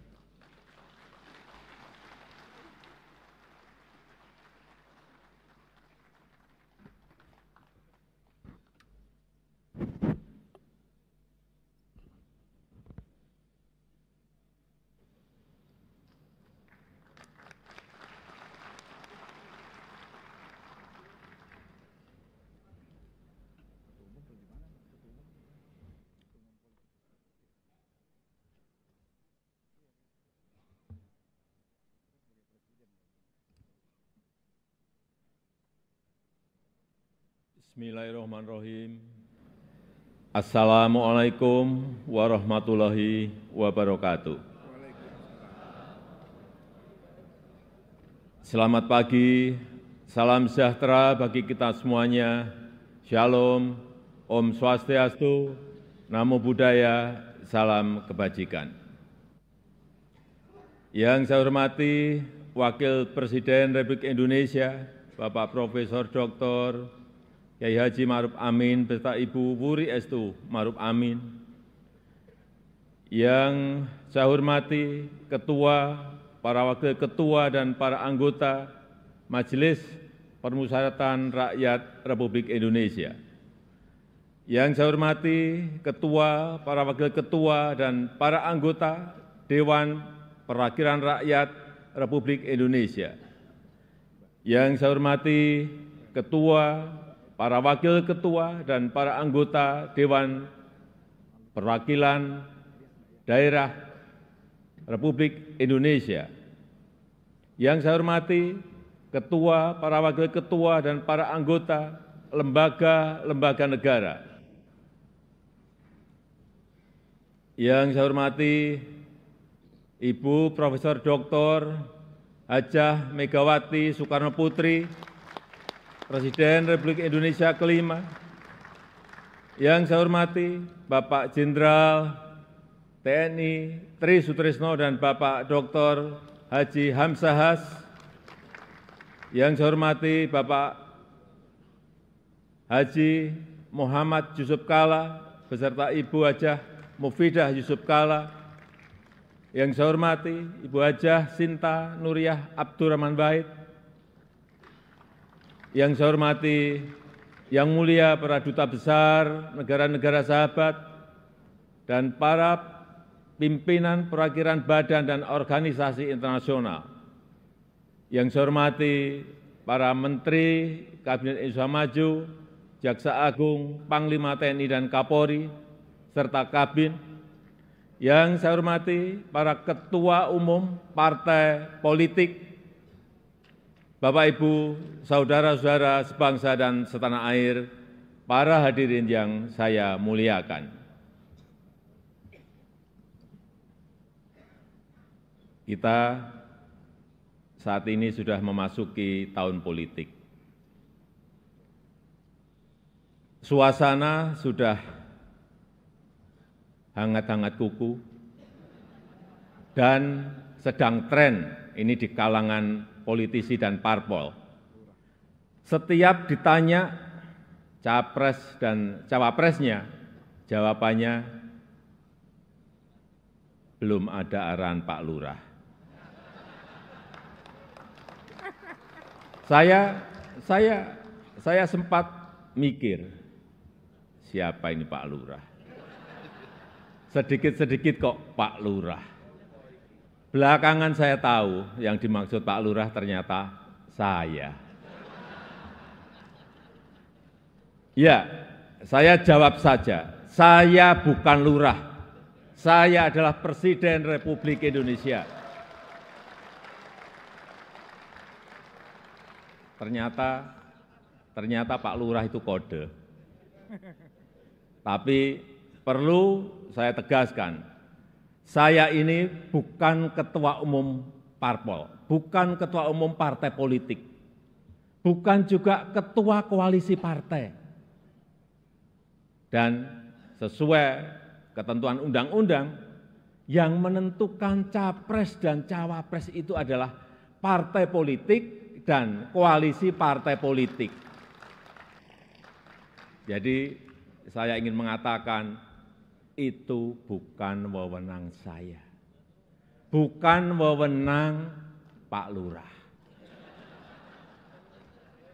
bukan wewenang Pak Lurah. Sekali lagi, walaupun saya paham ini sudah menjadi nasib seorang presiden untuk dijadikan paten-patenan dalam bahasa Jawa, dijadikan alibi, dijadikan tameng. Bahkan walau kampanye belum mulai, foto saya banyak dipasang di mana-mana. Ya, saya harus ngomong apa adanya. Saya ke provinsi A, ada. Ke kota B, ada. Ke kabupaten C, ada juga. Sampai ke tikungan-tikungan desa saya lihat, ada juga. Tapi bukan foto saya sendirian. Ada di sebelahnya bareng capres. Ya, saya kira menurut saya juga enggak apa-apa, boleh-boleh saja. Bapak Ibu yang saya muliakan, posisi presiden itu tidak senyaman yang dipersepsikan. Ada tanggung jawab besar yang harus diemban, banyak permasalahan rakyat yang harus diselesaikan. Dan dengan adanya media sosial seperti sekarang ini, apapun bisa disampaikan kepada presiden. Mulai dari masalah rakyat di pinggiran, sampai kemarahan, sampai ejekan, dan bahkan makian, dan fitnahan, bisa dengan mudah disampaikan dengan media sosial. Saya tahu ada yang mengatakan saya ini bodoh, pelongo-pelongo, tidak tahu apa-apa, Fir'aun, tolol. Ya enggak apa-apa. Sebagai pribadi saya menerima saja. Tapi yang membuat saya sedih, budaya santun dan budaya dan budi pekerti luhur bangsa ini kok kelihatannya mulai hilang. Kebebasan dan demokrasi digunakan untuk melampiaskan kedengkian dan fitnah. Polusi di wilayah budaya ini, sekali lagi polusi di wilayah budaya ini sangat melukai keluhuran budi pekerti bangsa Indonesia yang besar. Memang tidak semua seperti itu. Saya melihat mayoritas masyarakat juga sangat kecewa dengan polusi budaya tersebut. Cacian dan makian yang ada justru membangunkan nurani kita semua, nurani bangsa untuk bersatu menjaga moralitas ruang publik, bersatu menjaga mentalitas masyarakat, sehingga kita bisa tetap melangkah maju, menjalankan transformasi bangsa menuju Indonesia maju, menuju Indonesia emas 2045. Ini yang bolak-balik saya sampaikan di setiap kesempatan, bahwa Indonesia saat ini punya peluang besar untuk meraih Indonesia emas di 2045, meraih posisi jadi 5 besar kekuatan ekonomi dunia. Kita punya kesempatan, dan tidak hanya peluangnya saja, tetapi strategi meraihnya sudah ada, sudah dirumuskan. Tinggal apakah kita mau memfokuskan energi kita untuk bergerak maju, atau justru membuang energi kita untuk hal-hal yang tidak produktif, yang memecah belah, bahkan yang membuat kita melangkah mundur. Bapak, Ibu, saudara-saudara sebangsa dan setanah air, para hadirin yang saya muliakan. Bonus demografi yang akan mencapai puncak di tahun 2030-an adalah peluang besar kita untuk meraih Indonesia emas 2045. 68% adalah penduduk usia produktif. Disinilah kunci peningkatan produktivitas nasional kita. Selanjutnya, peluang besar yang kedua adalah international trust yang dimiliki Indonesia saat ini, yang dibangun bukan sekedar melalui gimmick dan retorika semata, melainkan melalui sebuah peran dan bukti nyata keberanian Indonesia dalam bersikap.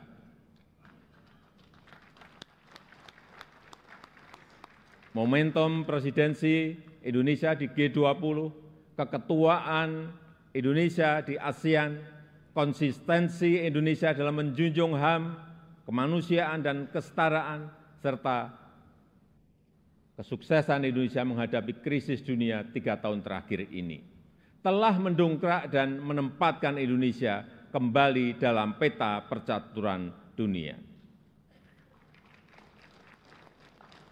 Dan di tengah kondisi dunia yang bergolak akibat perbedaan, Indonesia dengan Pancasilanya, dengan harmoni keberagamannya, dengan prinsip demokrasinya, mampu menghadirkan ruang dialog, mampu menjadi titik temu dan menjembatani perbedaan yang ada. Lembaga think tank Australia, Lowy Institute, menyebut Indonesia sebagai middle power in Asia, dengan diplomatic influence yang terus meningkat tajam, dan Indonesia termasuk 1 dari 6 negara Asia yang mengalami kenaikan comprehensive power. Tapi kemudian ada yang bilang, memang kenapa dengan international trust yang tinggi, rakyat kan makannya nasi. International trust nggak bisa dimakan. Ya, memang nggak bisa. Sama seperti jalan tol nggak bisa dimakan. Ya memang.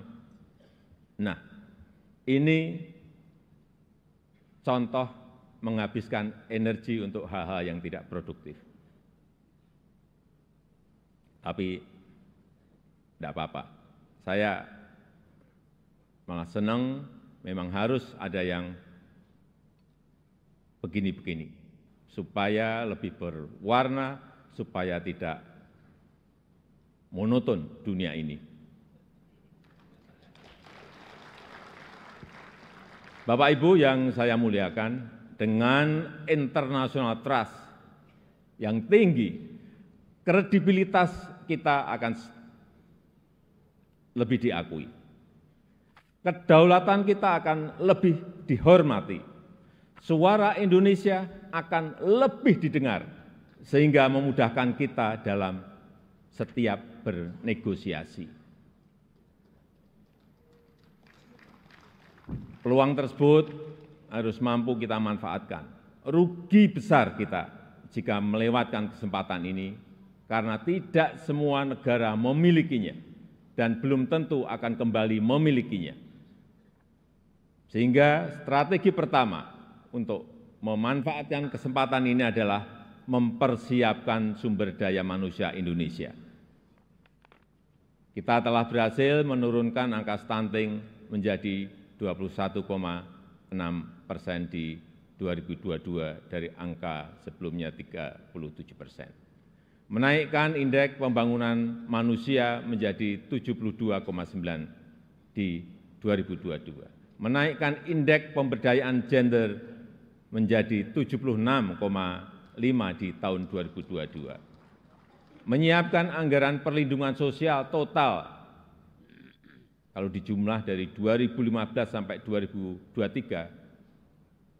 sebesar 3.212 triliun, termasuk di dalamnya Kartu Indonesia Sehat, Kartu Indonesia Pintar, KIP Kuliah, PKH, Kartu Sembako, serta perlindungan kepada lansia, penyandang disabilitas, dan kelompok-kelompok rentan lainnya, serta reskilling dan upskilling tenaga kerja melalui Balai Latihan Kerja dan program Kartu Prakerja.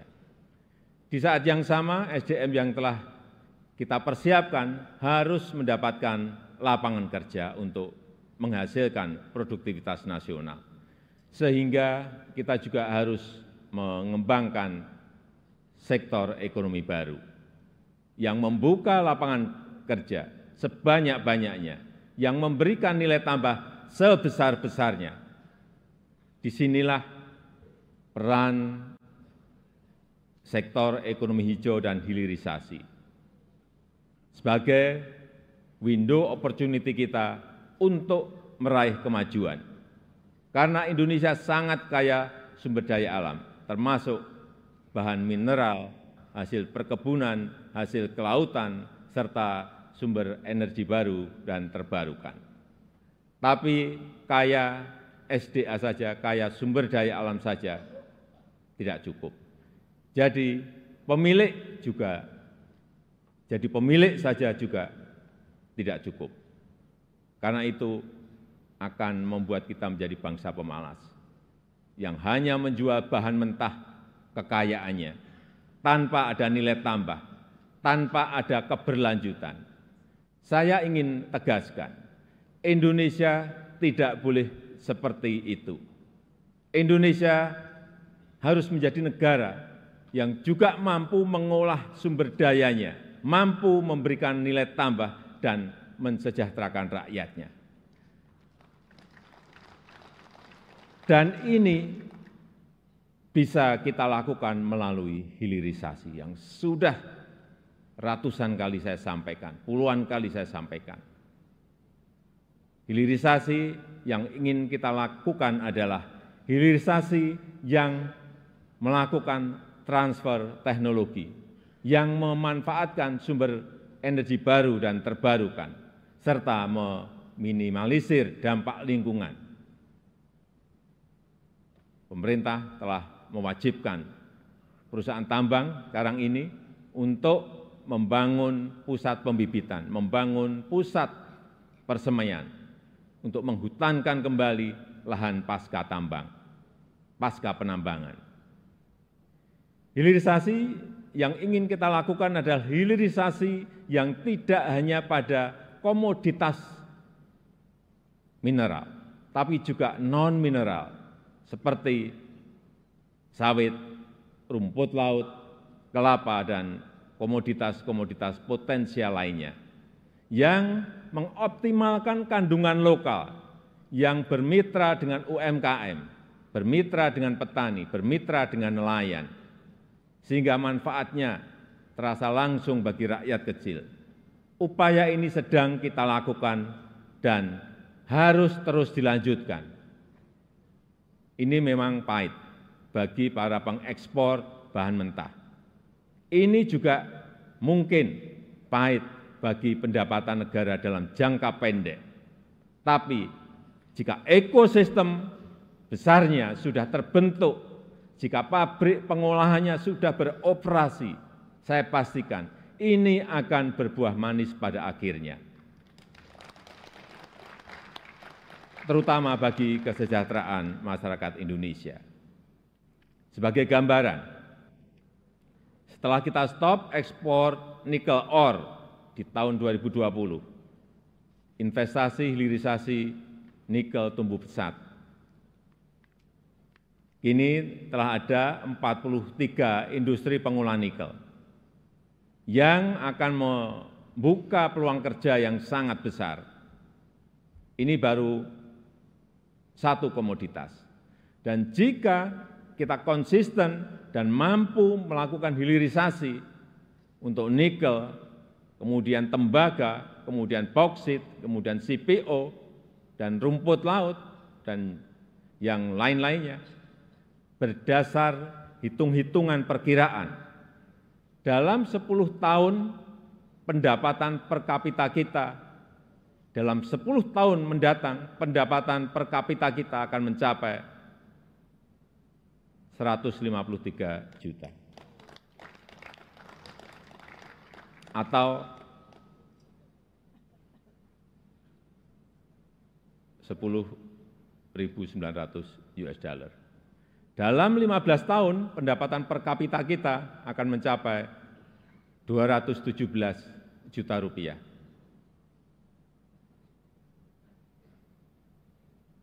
Atau kurang lebih 15.800 US dollar. Dan dalam 22 tahun, pendapatan per kapita kita akan mencapai 331 juta rupiah atau 25.000 US dollar. Sebagai perbandingan, tahun 2022 kemarin kita berada di angka 71 juta rupiah. Artinya, dalam 10 tahun lompatannya bisa 2 kali lipat lebih, di mana fondasi untuk menggapai itu semua sudah kita mulai, pembangunan infrastruktur dan konektivitas yang pada akhirnya menaikkan daya saing kita. Kita tahu berdasarkan International Institute for Management Development, IMD, daya saing kita di tahun 2022 naik dari ranking 44 menjadi 34. Kenaikan ini merupakan kenaikan tertinggi di dunia. Pembangunan dari desa, pembangunan dari pinggiran dan daerah terluar yang pada akhirnya memeratakan ekonomi kita dengan dana desa yang kita gelontorkan total mencapai 539 triliun dari tahun 2015 sampai tahun 2023. Konsistensi reformasi struktural, terutama penyederhanaan regulasi, kemudahan perizinan, kepastian hukum, dan pencegahan korupsi, semua itu menjadi modalitas kita untuk meraih kemajuan. Oleh sebab itu, saya berulang kali menyampaikan kepemimpinan ke depan sangat menentukan masa depan Indonesia. Ini bukan tentang siapa yang jadi presidennya. Bukan itu. Tapi apakah sanggup atau tidak untuk bekerja sesuai dengan apa yang sudah kita mulai saat ini. Apakah berani atau tidak? Mampu konsisten atau tidak? Karena yang dibutuhkan itu adalah nafas yang panjang.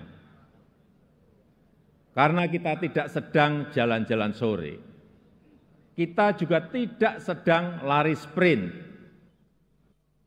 Tapi yang kita lakukan harusnya adalah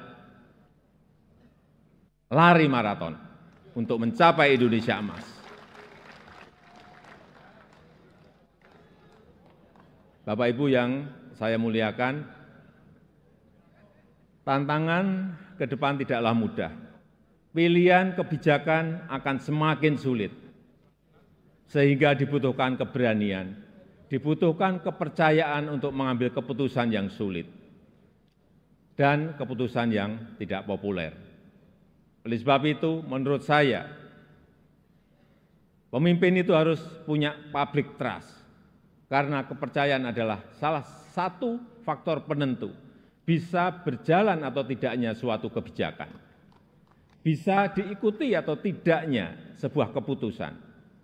Ini adalah modal politik dalam memimpin sebuah bangsa besar seperti Indonesia. Selain itu, seorang pemimpin juga membutuhkan dukungan dan kerjasama dari seluruh komponen bangsa. Oleh sebab itu, saya ingin mengucapkan terima kasih kepada pimpinan lembaga tinggi negara, para ulama, para tokoh agama, para tokoh masyarakat, dan para pemimpin adat, kepada guru, budayawan, tenaga kesehatan, dan awak media, kepada partai politik, politisi, aparat pemerintah, dan TNI Polri, serta kepada seluruh lapisan masyarakat yang telah memberikan dukungan selama ini. Saya juga menghargai upaya MPR dalam memperkokoh fondasi kebangsaan, meningkatkan pemahaman ideologi bangsa, mengkaji substansi dan bentuk hukum pokok haluan negara, serta menguatkan kerjasama internasional untuk berkontribusi pada pemecahan persoalan global. Dukungan DPR juga sangat luar biasa besar dalam mendukung reformasi struktural, mendukung upaya perbaikan tata kelola pemerintahan, menghindari penyelewengan pengelolaan keuangan negara, dan mempersiapkan pelaksanaan pemilu serentak tahun 2024. DPD sesuai dengan kewenangannya juga telah aktif menyerap aspirasi masyarakat daerah, berperan dalam penyusunan beberapa RUU, dan juga melakukan telaah terhadap sistem tata negara kita. Kontribusi BPK juga sangat signifikan dalam mendorong pertanggungjawaban anggaran serta perbaikan berkelanjutan program prioritas nasional. Upaya MA, Mahkamah Agung dalam menciptakan keadilan patut diapresiasi melalui peningkatan transparansi peradilan, pengembangan sistem peradilan berbasis elektronik, serta percepatan proses penanganan perkara dengan biaya murah. MK, Mahkamah Konstitusi, juga terbukti semakin cepat dalam menyelesaikan perkara, transparansi dalam proses persidangannya, dan mempermudah pelayanan para pencari keadilan. KY, Komisi Yudisial, terus aktif melakukan advokasi, pelatihan, dan investigasi, menjatuhkan sanksi tegas terhadap hakim yang melanggar untuk menegakkan kehormatan, keluhuran, martabat, dan perilaku hakim. Selain itu, saya juga mengucapkan terima kasih kepada Bank Indonesia, OJK, LPS, KPK, Ombudsman, KPU, Bawaslu, Komnas HAM, dan lembaga-lembaga nasional lainnya yang telah berkontribusi sesuai peran dan kewenangannya. Semoga Allah SWT, Tuhan Yang Maha Esa, senantiasa mempermudah upaya kita dalam meraih Indonesia maju yang kita cita-citakan. Marilah kita bersatu padu, terus melaju untuk Indonesia maju. Dirgahayu Republik Indonesia, dirgahayu negeri Pancasila, merdeka! Merdeka! Merdeka! Terima kasih. Wassalamualaikum warahmatullahi wabarakatuh. Om Santi Santi Santi Om. Namo Buddhaya. Untuk informasi, Yang saya pakai ini adalah baju adat dari Tanimbar ke Provinsi Maluku.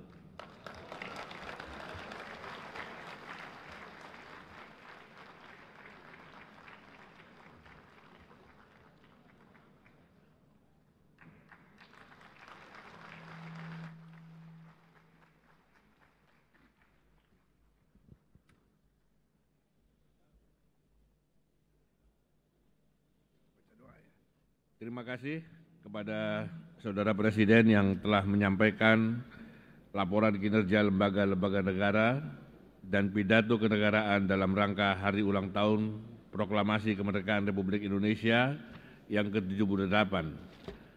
Sebelum sidang Dewan yang mulia ini ditutup dengan pembacaan doa, marilah kita bersama-sama mendengarkan persembahan lagu-lagu daerah yang dibawakan oleh Korps Musik Sekolah Tinggi Intelijen Negara.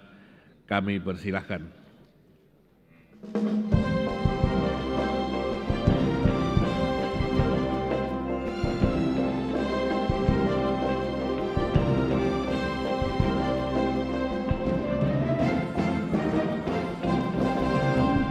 Ampar pisang, pisangku belum masak, masak sabigi di hurung bari-bari, masak sabigi di hurung bari-bari. Takis kutu dikitip bidawan, nang mana batis kutu dikitip bidawan.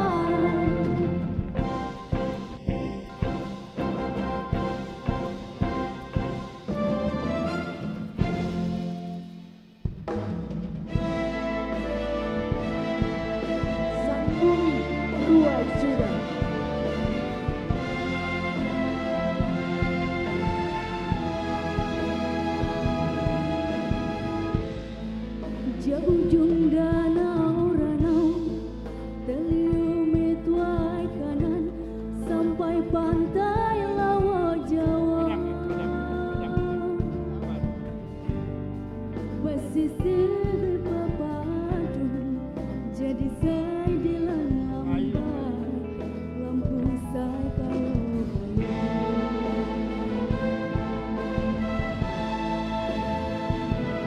lampu say.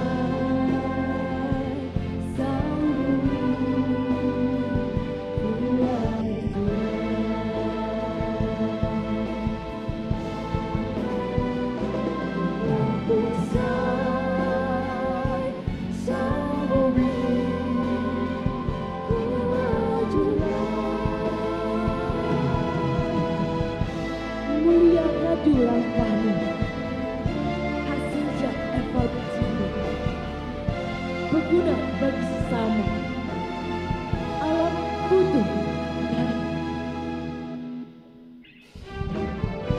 Jua-jua Indonesia Eya anak karonari piring bangis manbanta krina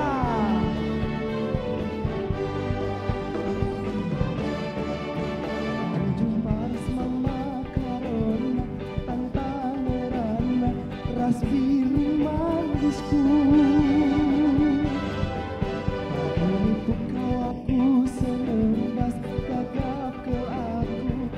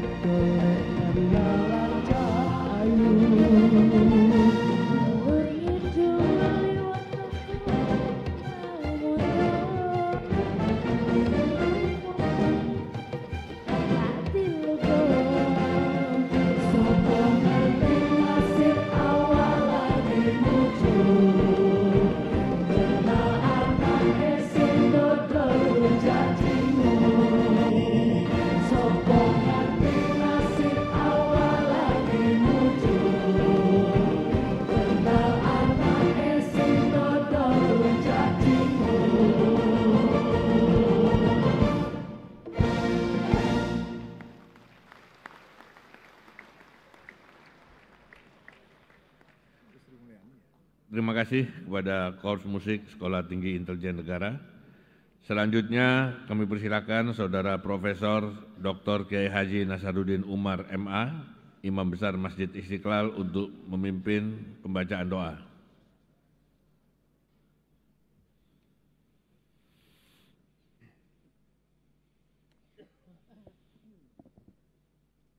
Bismillahirrahmanirrahim. Alhamdulillahi Rabbil Alamin. Hamdan syakirin, hamdan na'imin, hamdan yuafi ni'amahu wa yukafi'u mazidah. Ya Rabbana lakal hamdu kama yanbaghi li jalali wajhikal karim wa 'azimi sultanik. Allahumma salli wa sallim alaihi. Ya Allah, Ya Rahman, Ya Rahim.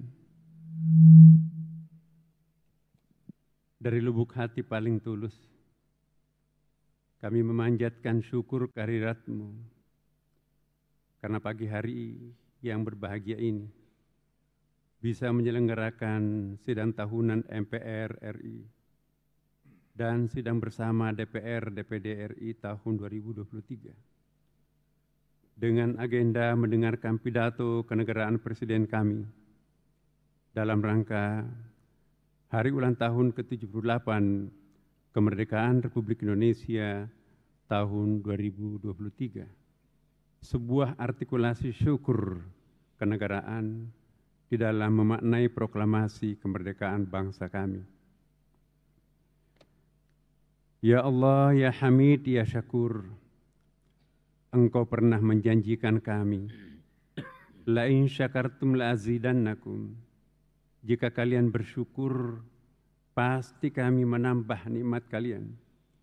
Kiranya rangkaian acara proklamasi kemerdekaan yang dilakukan segenap hamba-Mu di bumi Indonesia menjadi tanda syukur akan kemerdekaan yang Engkau anugerahkan kepada kami. Kami mohon, kiranya Engkau senantiasa menambahkan kenikmatan kami di dalam kehidupan berbangsa dan bertanah air. Ya Allah, Ya Sami'ud Du'a, Engkau juga pernah menjanjikan kami, Uda'uni astajib lakum, berdoalah kepadaku, niscaya akan kukabulkan bagimu. Kami mohon kepadamu, berikanlah kekuatan kepada kami semua untuk mengemban warisan amanah dan cita-cita luhur para pendiri bangsa kami. Jauhkan kami dari berbagai fitnah, bencana, dan perpecahan yang dapat melemahkan sendi-sendi kekuatan bangsa kami. Ya Allah, Ya Nasir, Ya Wahhab, masih panjang jalan yang harus kami tempuh. Masih besar tantangan yang kami harus hadapi. Masih banyak tanggung jawab yang harus kami emban, dan masih beragam hambatan yang harus kami lalui. Namun Engkau selalu menghibur kami dengan janji-Mu, wa may yattaqillaha yaj'al lahu makhraja. Barang siapa yang bertakwa kepada Allah, niscaya Dia akan memberikan jalan keluar baginya. Anugerahkanlah ketakwaan kepada kami, agar kami dapat merasakan keajaiban-keajaiban itu.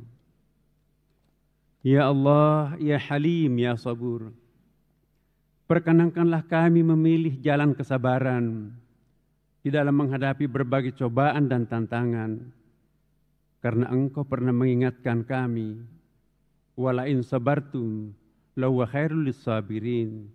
Jika kalian bersabar, sesungguhnya itulah yang lebih baik bagi orang-orang yang bersabar. Ya Allah, Ya Afu, Ya Ghafur, perkenankanlah kami untuk selalu mengenang dan mendoakan para leluhur, para pahlawan kusuma bangsa yang gugur untuk merebut dan mempertahankan kemerdekaan bangsa kami. Semoga mereka semua yang Engkau maksud di dalam firman-Mu, wala tahsabannal ladzina qutilu fi sabilillahi amwata bal ahya'un 'inda rabbihim yurzaqun. Janganlah kalian mengira orang-orang yang gugur di jalan Allah itu mati. Sesungguhnya mereka itu hidup di sisi Tuhannya dengan mendapat rezeki. Ya Allah, ya Qawi, ya Matin. Tidak lama lagi bangsa kami menyelenggarakan pesta demokrasi. Guna memilih pemimpin terbaik untuk bangsa kami, kami mohon kiranya Engkau menuntun kami dan memilihkan pemimpin yang terbaik bagi bangsa kami, sebagaimana yang Engkau idealkan. Inna khaira man ista'jarta al-qawiyul amin. Sesungguhnya orang yang paling baik untuk dipromosi ialah orang-orang yang kuat dan terpercaya. Kami juga memohon kiranya Engkau menancapkan ke dalam alam bawah sadar segenap warga bangsa kami firman-Mu, wa'tasimu bihablillahi jami'a wa la tafarraqu wadhkuru ni'matallahi 'alaikum. Dan berpegang teguh kalian kepada tali Allah dan janganlah kalian bercerai-berai dan ingatlah akan nikmat Allah kepadamu. Jauhkanlah bangsa kami dari kesia-siaan seperti yang Engkau peringatkan, wala takunu kallatina qadat ghazalaha min ba'di quwwatin ankatha. Dan janganlah kalian seperti seseorang yang menguraikan benangnya yang sudah dipintal dengan kuat lalu menjadi cerai-berai kembali. Ya Allah, ya Karim, ya Hafid, kami sangat mendambakan dari-Mu agar bangsa kami mampu menjadi contoh baldatun thayyibatun wa rabbun ghafur, negeri indah penuh berkah, negeri gemah ripah loh Cinawi, tata tantrum kertar harju. Allahumma ya muhawwil al-ahwal, hawwil halana ila ahsanil ahwal. Rabbana taqabbal minna innaka antas sami'ul alim wa tub alaina innaka antat tawwabur rahim. Rabbana atina fid dunya hasanah wa fil akhirati hasanah wa qina adzabannar. Walhamdulillahi rabbil alamin.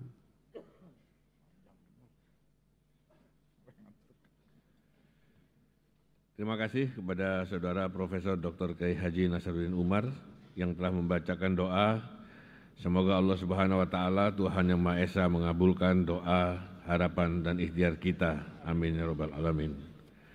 Saudara Presiden, Saudara Wakil Presiden dan sidang dewan yang kami muliakan, dengan selesainya pembacaan doa tadi, maka selesai sudah seluruh rangkaian acara sidang tahunan MPR RI dan sidang bersama DPR RI dan DPD RI hari ini. Terima kasih kami sampaikan kepada Bapak, Ibu, Saudara sekalian yang telah hadir dan mengikuti sidang tahunan MPR RI dan sidang bersama ini.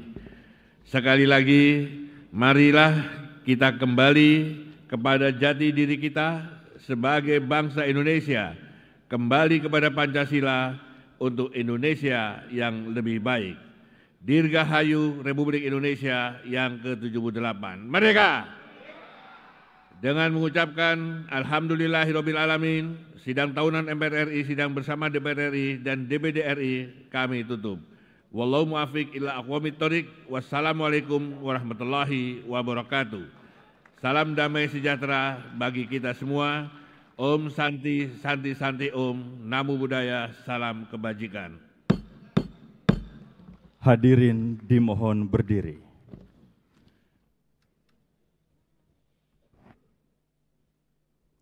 Lagu Kebangsaan Indonesia Raya.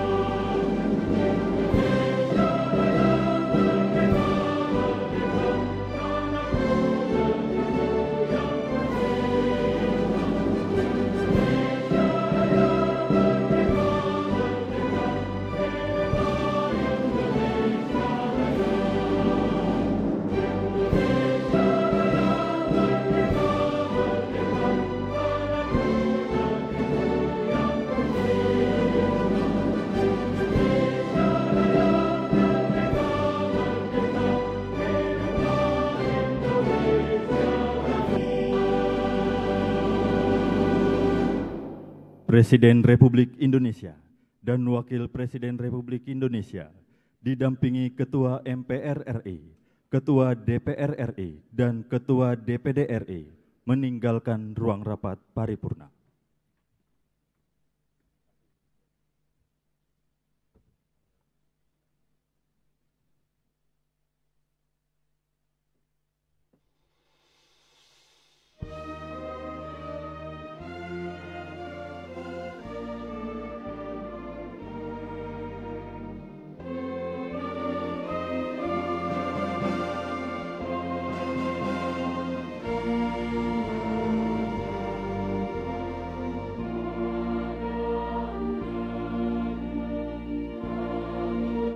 Barusan sama-sama telah kita saksikan sidang tahunan MPR dan sidang bersama DPR dan DPD, yang dimana tadi telah disampaikan oleh Ketua MPR Bapak Bambang Susatyo, yang dimana dihadiri 489 anggota DPR, MPR, DPD yang menghadiri sidang tahunan MPR dan sidang bersama DPR dan DPD. Tadi sama-sama juga telah kita dengarkan pidato pembuka yang disampaikan oleh Ketua MPR Bapak Bambang Susatyo yang menyinggung terkait pemilu 2024 yang akan dilaksanakan pada 14 Februari yang mana digelar serentak antara pemilihan legislatif dan juga pemilihan presiden. Dan ia pun berharap agar semua pihak menjaga semangat demokrasi, tetap menjaga persatuan dan kesatuan bangsa. Dan mereka yang duduk di eksekutif dan legislatif adalah putra-putri terbaik bangsa. Begitu yang disampaikan oleh Ketua MPR Bapak Bambang Susatyo. Dan kita lihat dalam layar kaca Anda pemirsa, Presiden Joko Widodo dan Wakil Presiden Kiai Haji Ma'ruf Amin tengah bersalam-salaman dengan anggota Dewan yang hadir, didampingi oleh Ketua MPR RI, Ketua DPR RI, dan juga Ketua DPD RI, seraya sesekali berfoto bersama anggota Dewan yang hadir dan juga menyapa seluruh anggota Dewan yang hadir. Dan setelah ini sesuai rencana maksud kami, Presiden dan juga Wakil Presiden akan kembali ke istana dan nanti siang akan kembali lagi kompleks parlemen untuk melaksanakan sidang paripurna DPR RI dan juga DPD RI dalam rangka penyampaian rancangan undang-undang tentang APBN tahun 2024 beserta nota keuangan dan dokumen pendukung. Dan juga nanti akan ada sidang paripurna untuk pembukaan masa sidang 1 tahun sidang 2023-2024, yang dimana sebelumnya seluruh anggota DPR RI pulang ke daerah pemilihan dalam rangka masa reses untuk menyerap aspirasi dan juga menghimpun aspirasi dari seluruh konstituen yang ada di daerah pemilihan masing-masing anggota Dewan.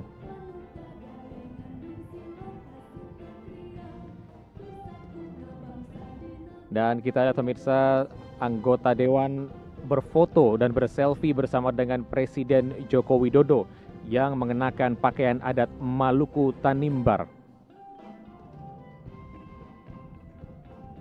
Sebuah kebanggaan bagi rakyat Maluku, di mana Presiden Joko Widodo mengenakan pakaian adat Maluku Tanimbar. Ini merupakan salah satu langkah bagaimana mengapresiasi kekayaan budaya yang ada di Indonesia. Dan hal ini pun juga turut dilakukan oleh Ketua DPR RI Ibu Puan Maharani yang menggunakan pakaian Dayak Iban dari Kalimantan Barat.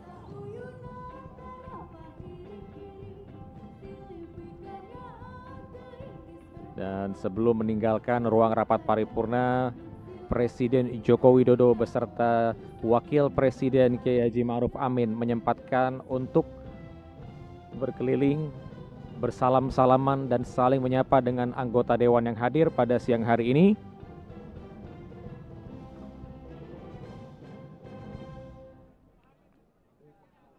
Dan tadi telah kita sama-sama saksikan, selain ada pembukaan sidang tahunan MPR RI, juga tadi ada pidato pengantar sidang bersama DPR RI dan DPD RI tahun 2023 yang tadi disampaikan oleh Ketua DPD RI Bapak Lanyala Mataliti, yang dimana dalam penyampaiannya beliau menyampaikan beberapa pencapaian yang telah dicapai oleh DPD, yang menurutnya sebanyak 136 anggota DPD RI dari 34 provinsi telah mengunjungi hampir semua kabupaten kota di provinsi masing-masing.